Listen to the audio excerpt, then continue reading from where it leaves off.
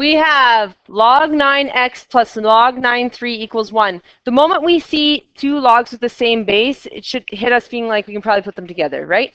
So logs with the same base adding or logs with the same base subtracting, we're going to put them together, right? It should be part of you. You see that, you put them together.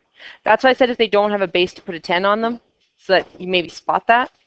So I can put these ones together because they have plus 1s in front. If they didn't have plus 1s in front, I couldn't. So I have log base 9, and they're both going to be in the numerator. X times 3 equals 1. And that looks ridiculous. So I'm going to write as log base 9 of 3x equals 1. So I can put them together. This one says solve. So ultimately, in the end, I need x equals a number. Correct? That's what solve means. Doesn't matter what unit we're in, whether we're in trig or we're in logs or in polynomials or we're in exponential. If I say solve, we need x equals something, right, in the end? So I got them together because that's the first thing I saw. Then I say to myself, okay, it's a log, and I need the x that's beside the log. So what do I have to do?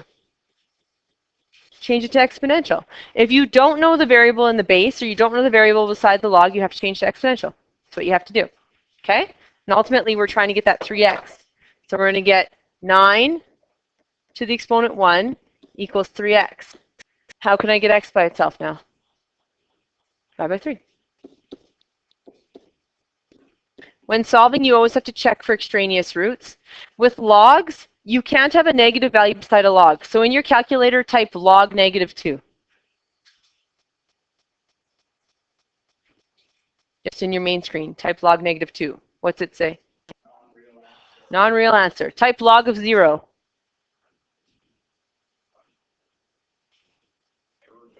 Right.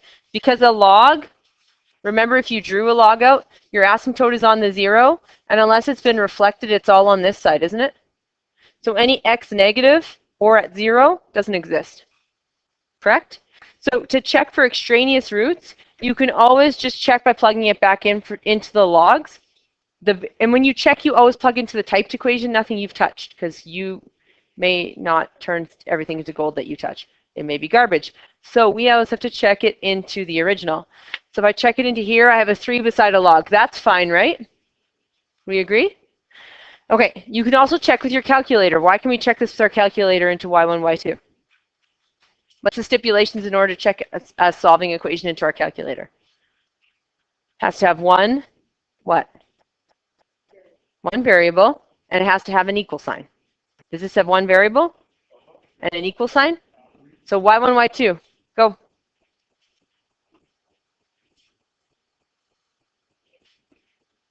Oops, this is all y1.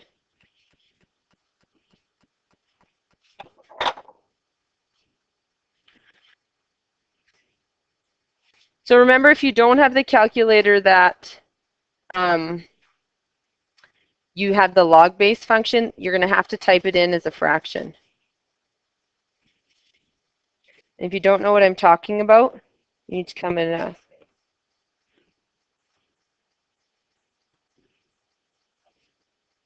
So the first one was log base. So I'll show you in the two ways. So you can go math if you have the fancy calculators.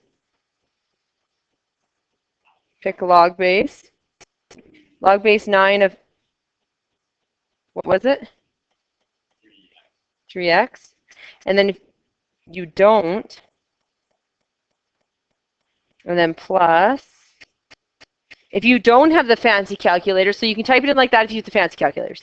If you don't have the fancy calculators, you got to go bracket, log. What was beside the log? No. Log base 9 of 3? Okay. So then we go log base 3 divided by log 9. If you don't have the calculator that has the base. Okay? So both work. Correct? I showed you both ways. And then it has to equal 1. And press graph. What did I do? No, it should still work. I have an extra bracket. See, I pressed the go to, so here it showed me my problem.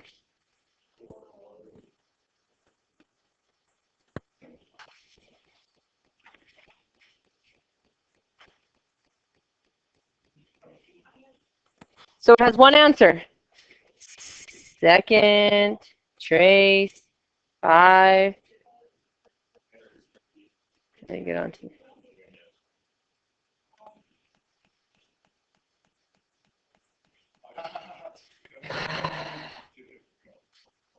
Awesome.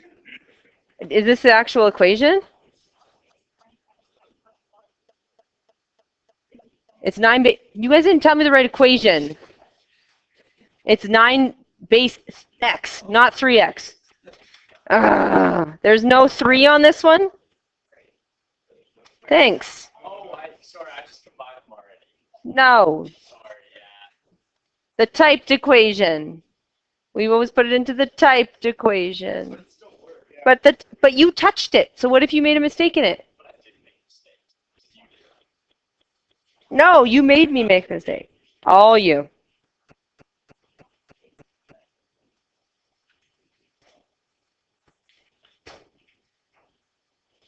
Three, woohoo! That took way too long. Okay. So, if only they stayed that nice, right? Okay, this one is still not too bad. So, these both have base 5, so what should that be a hint to what? You can put them together because they have the same base by what?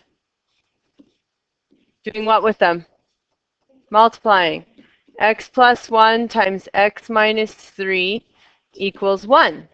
So we're going to get log base 5. And when we FOIL these, we get x squared minus 1x minus 3x, so minus 2x minus 3 equals 1. We don't know what's beside the log. What do we do? Convert to exponential. 5 to the 1 equals x squared minus 2x minus 3. 5 equals x squared minus 2x minus 3. And weirdly enough, quadratics is back again. Oh, wait, it never went away. It's always here all year long. It never goes away. It's here to stay for life. You know, since grade 11, just never left the building. Get it equal to 0. So we go x squared minus 2x minus 8. And then we can just do some product because we have a 1 in front. It's going to be x minus 4, x plus 2. And so we get x equals 4 and x equals negative 2. If I plug negative 2 back into the top, it doesn't work because I get log base 5, set negative 2 plus 1, which is negative 1. So why does this one not work? Why does negative 2 not work?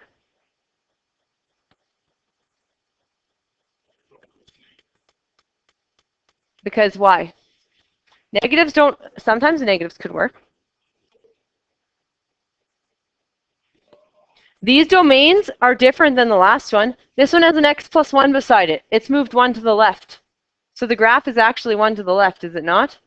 So 0 would work in this instance because 0 plus 1 is 1. That's still fine. It's when you take the x and you plug it back in, you can't have a negative beside the log.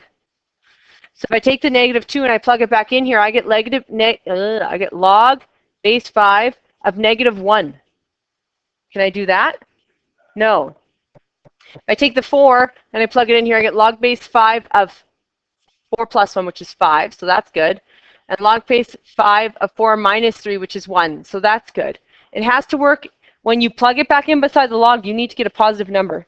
If you get a negative number, it's not going to work. Okay? So that's how you check for extraneous. This one's good. We can also check them by y1, y2 in our calculator, correct? Now, what if I ask you for an extraneous root and all you know how to do is y1, y2? Does your calculator show an answer that doesn't exist? No, because it doesn't exist. So the only way you can show me something that doesn't exist is by doing it algebraically and checking it and it doesn't exist. Okay? So if you're like, I'm going to y1, y2 for life, that's great. However, it's not going to work out well for you. Okay. What about this one? These all have base 10. So there's something you could do. You could put the left side together and the right side together. I'm going to show you two ways you can answer this one. This one you can answer two ways because every single thing on here has a log. Did the last one all have logs? No, this one does. So we can put them together. We could go log base 10 of x over 15 equals log base 10 of 0.2. What could you say in this instance then? No, if that's true, what could you say? X over 15 must equal 0.2. If you're saying log base 10 equals x over 15 and log base 10 equals 0.2, then x over 15 must equal 0.2.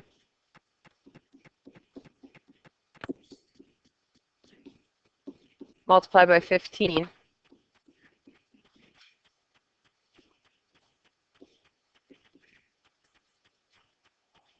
3? What are you doing? Okay. If you don't realize that you can do this way, because this one has logs in all of them, you can solve it exactly the same way we just did the last one, correct? We can move all the logs to one side. So we go log base 10 of x minus log base 10 of 15 minus log base 10 of 0.2. And what does it equal then? 0. Put them together. Log base 10 of x over 15 times 0.2 equals 0. Log base 10 of x over 3 equals 0. And now what could I do? What have we done on all the other examples?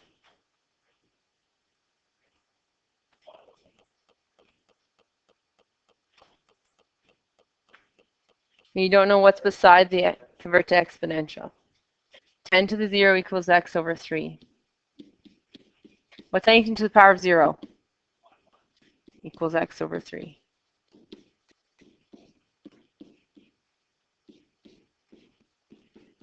So the first method I showed you works for every single one, correct? This, where you can have logs on both sides, only works if every single term has a log, correct? So this equation, every single term had a log. The last equation, I had two terms with a log and one with just a number. Okay? What about this one? Every term has a log, so what could I do? Put the left side together, put the right side together. So log base 3 x times x minus 1, bless you, equals log base 3 of 6, log base 3 of x squared minus x equals log base 3 of 6. Then what can I do?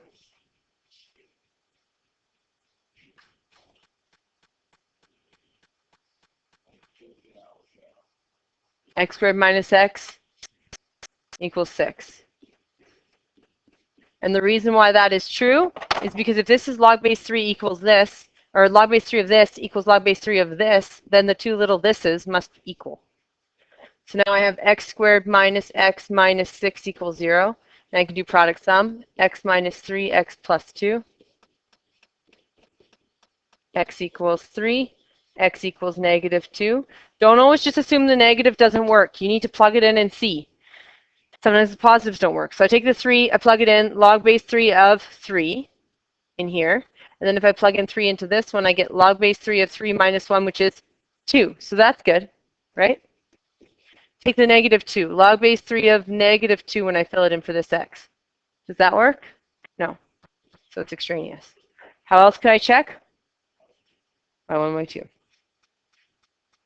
Why is example 3 different than example 1 and 2?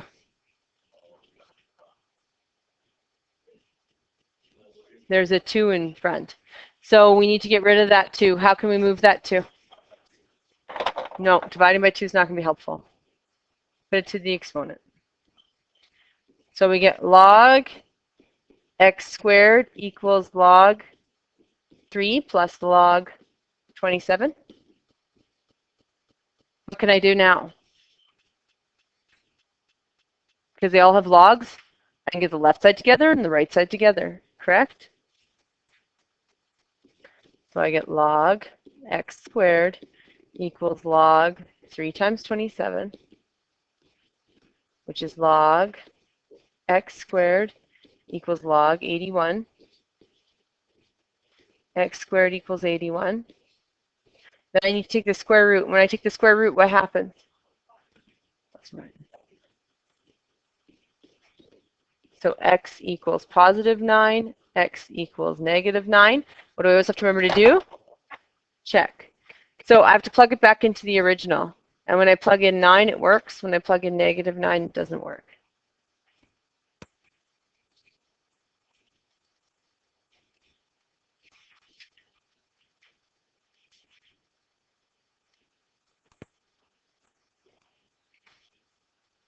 You try these ones. If you notice this one, a number without a log, this one, all have logs, right? So the one without a log, you have to move that 3 to the other side. So this one has 2 logs and a non-log. So I'm going to move that over to the other side. So I'm going to go 2 log 3x minus log 3x plus 3 equals 3. It has to equal the number that doesn't have a log. If they all have logs, you can keep whatever's on the left and whatever's on the right. Doesn't matter. Then I have to move my 2 up as my exponent. Then I'm going to combine them. So I get log base 3. On the top, I'm going to get x squared. On the bottom, I'm going to get x plus 3 equals 3. And then because I don't know what's beside the log, I convert to exponential. So I'm going to get 3 to the 3 equals x squared over x plus 3. 27 equals x squared over x plus 3. Then I'm just going to multiply the x plus 3 up.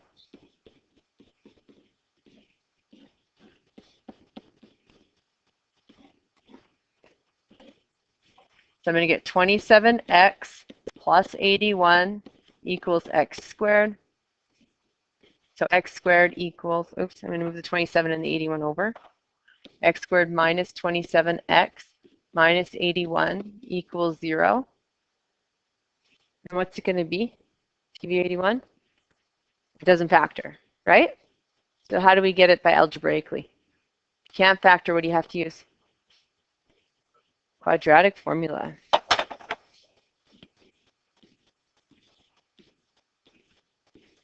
So you're going to get x equals negative and negative 27, so positive 27 plus or minus negative 27 squared minus 4 times 1 times negative 81 all over 2 times 1.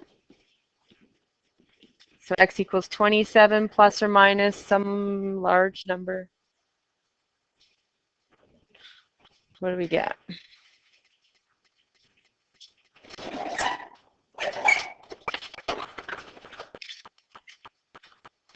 So we get 27 squared. 1,053. Now, because it says to the nearest 2 decimal places, we could just do them separately, but everyone can punch that in, right? Everyone knows how to go 27 plus square root of 1,053, enter, divide by 2, right? And then that minus, yes? But people are not the best at reducing. So does it reduce down at all into any perfect squares? 9 and 117, it looks like. So we can reduce this to 27 plus or minus 3 square root 117, because this breaks down into 9 times 117. The 9 comes out and becomes a 3 over 2. And remember, in order to reduce these, you have to be able to take a number out of all 3 of these in the quadratic formula. Can you take something out of all 3? No, so we're done. So that's if I said exact values, correct? If I said to the nearest 100th, or 2 decimal place, which is 100th, I'm going to get x equals 29.72.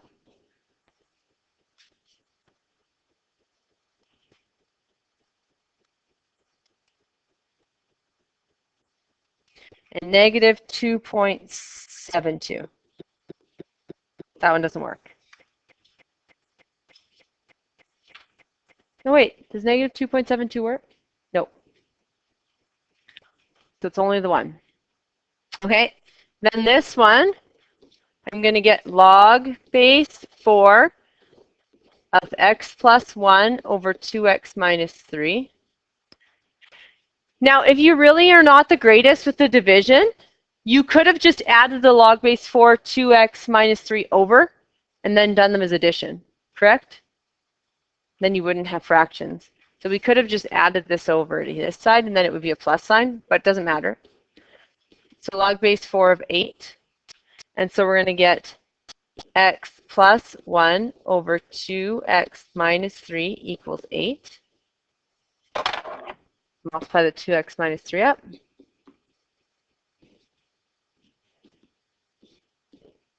I get x plus 1 equals 16x minus 24. Subtract x. 1 equals 15x minus 24. Add 24. 25 equals 15x. Divide by 15. X equals 5 over 3. Bless you. When I plug 5 over 3 back in, it works. So this is your homework.